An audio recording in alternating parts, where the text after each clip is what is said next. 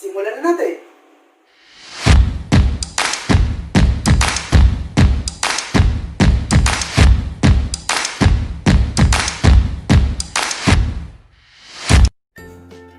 Hi guys! Welcome to Sir Bobong's channel. At ngayon, magwa-one-on-one kami ni Ma'am Shiela.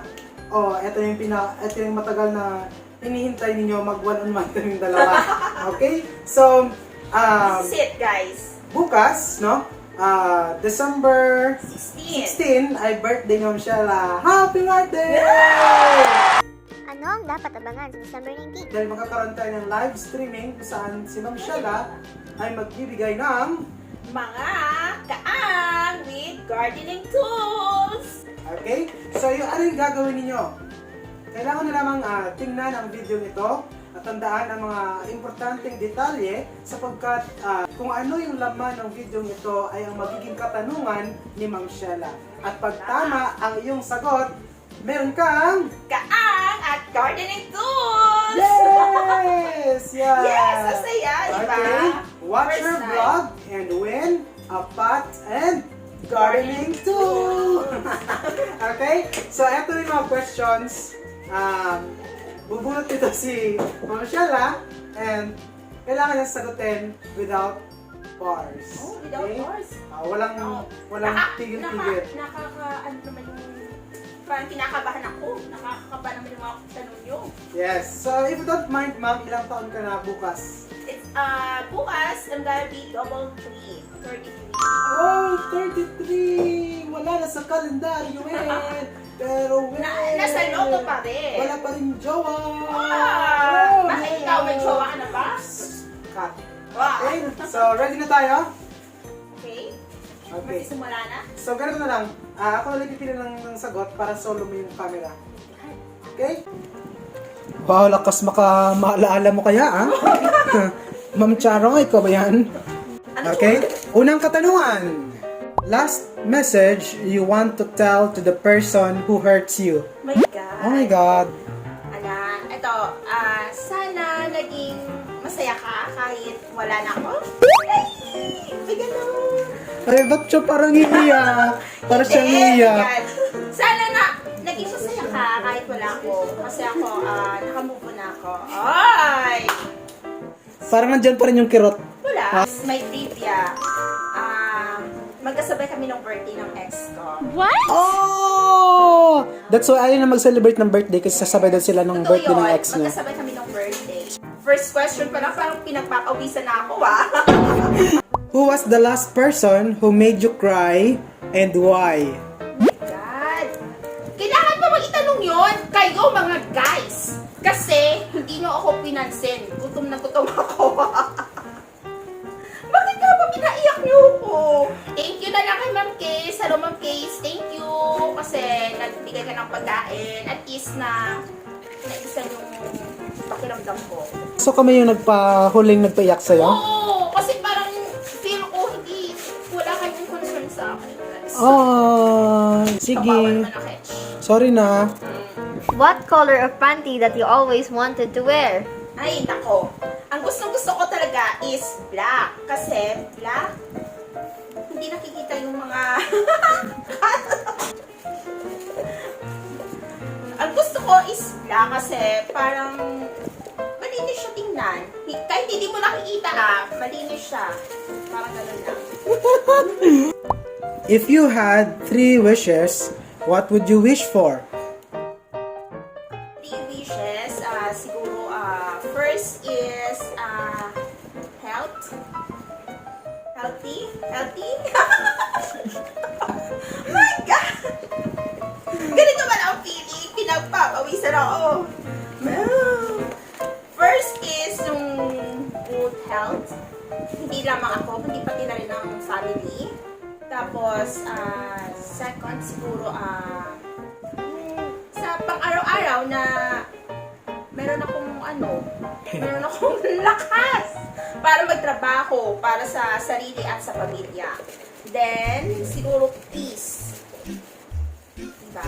Peace of mind, peace within the family, peace within the community, peace within the surroundings. Baka gusto mo yung peace ko? Pwede ba? Wala. Pwede ba yun? Okay. What's one thing most people don't know about you? Siguro ano, yung hindi nila alam is, ano ba? Parang, I'm so, secretive. Oo. Basta, yung, Patago, ano? hindi, kung ano yung nararamdaman ko, if minsan nasasaktan ako, within sa sarili lamang. Yun. Parang it's up to them kung paano nila matuklasan or parang ganun. Basta kung hanggat kaya ko pa, sinasarili ko lang muna. Heels or flats? Flats. If you were an animal, what would you be? Siguro gusto ko isda. Kasi gusto ko talaga matutong maglangoy. Pero sa kasamang palad, hindi talaga ako marunong maglangoy. So gusto ko maging isda para ma-explore ko yung karagatan. Kahit sa kailaliman ng karagatan. If you could eat only one thing for the rest of your life, what would it be? Siguro it would be itlog. Kasi yung itlog, kahit pwede mo siya mabili kahit saan. Tapos, madami siyang pwedeng lutuin. Pwede siyang scramble, sunny side up, diba? Tapos pwede mo siyang, basta, kahit ano. Kaninang itlog? Pwede sa'yo. What would you like to be comforted when you're sad or upset? Siguro when I'm upset. Pag sad kasi ako, pwede din na mapasaya niyo ako. Mapasaya ako ng ibang bagay, ganun. Pero pag upset, syempre, parang iba rin. Pets or plants? Plants. Kasi, ayoko talaga ng mga pets. Lalo na aso, takot na takot talaga ako. So, plants. Kaya nga, mamimigay ako ng libreng kaang kasi certified plantita na ako. What do you do when no one else is around? Simple lang, manood ng K-drama. Yan lang, di ba?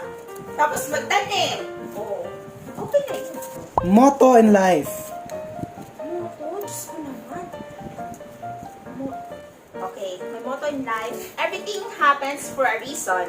But muna na lang ang guba ng inyong relasyon. Oh, baskog!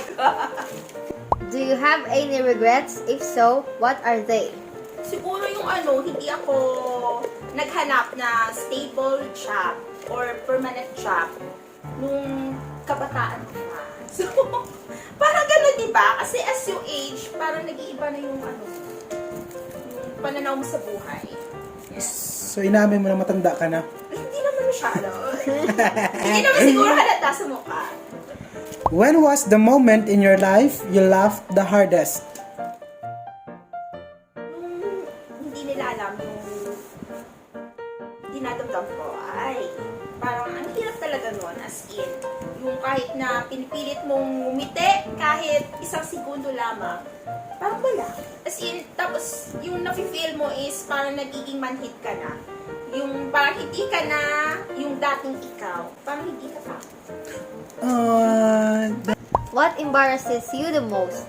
And what's been your most embarrassing moment? Siguro sumakay ako ng nung series. Tapos, bigla sumakit yung tiyan ko. Akala ko yung sa comedy na pelikula lang napapanood, pero hindi. Pwede palang mayari sa totoong buhay. Pababa mo ng series, diretsyo ka sa mall, takbo ka agad ng CR kasi yung tiyan mo parang puputok na talaga as in.